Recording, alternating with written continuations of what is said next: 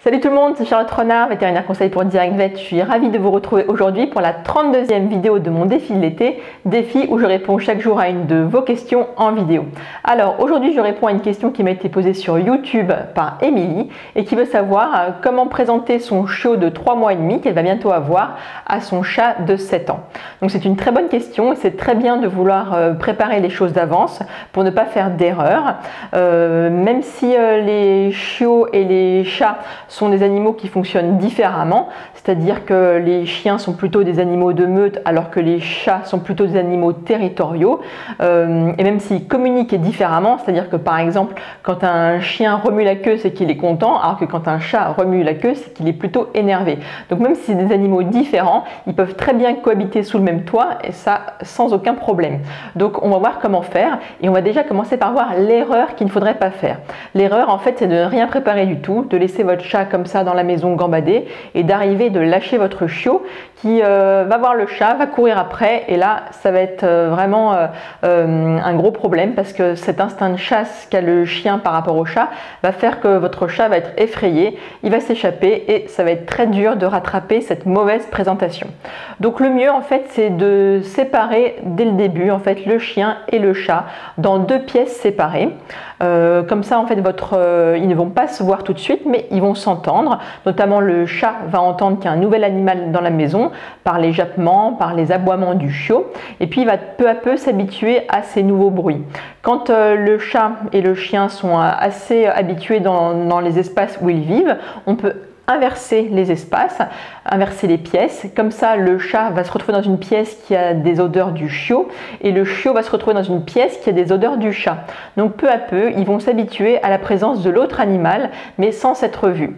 Et puis quand vous sentez que les animaux sont bien habitués et assez calmes, il faut choisir un moment où le chiot est fatigué, où il est plutôt calme, pas où il est très excité en fait, donc faites-le plutôt manger avant, choisissez un moment où il est plutôt cool et à ce moment-là amenez-le dans la pièce où se trouve le chat.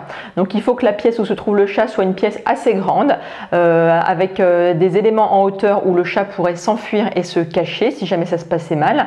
Surtout ne tenez pas le chat, ne le mettez pas enfermé en fait ou ne le tenez pas, il faut qu'il ait toujours sa marge de manœuvre pour pouvoir réagir et s'échapper.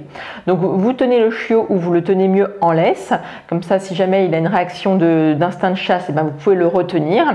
Donc vous tenez le chiot et puis vous amenez des croquettes pour pouvoir le féliciter quand il a un comportement positif dès qu'il est calme. Donc vous commencez tout de suite à lui donner des petites croquettes en lui disant c'est bien, c'est bien.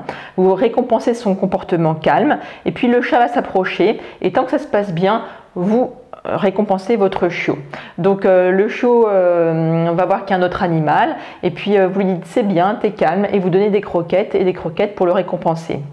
En parallèle, il ne faut pas féliciter ou récompenser un comportement qui serait non désiré. Donc par exemple, si votre chiot se met à courser ou à vouloir partir, à ce moment il ne faut pas féliciter le chien, surtout pas avoir un comportement qui pourrait croire qu'il récompense le chiot. Donc par exemple, ne pas tenir votre chiot et puis le caresser en lui disant non, non, non, parce que là forcément le signal n'est pas cohérent. En fait, on ne peut pas tenir et caresser le chien en lui disant non, parce qu'à ce moment-là, il ne va pas comprendre qu'en fait, il ne doit pas adopter ce comportement.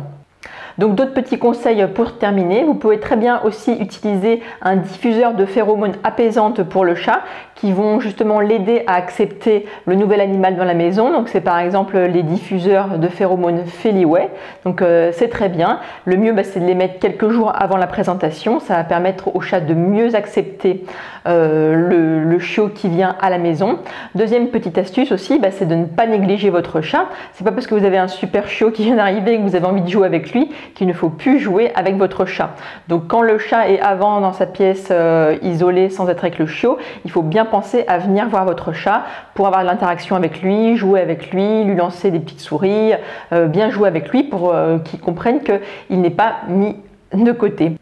Donc troisième petit conseil, si vous avez plusieurs chats, commencez toujours par le chat le plus cool, le plus sociable. Ça évitera que ça se passe mal et ça évitera de stresser votre chiot si jamais le chat a une réaction agressive.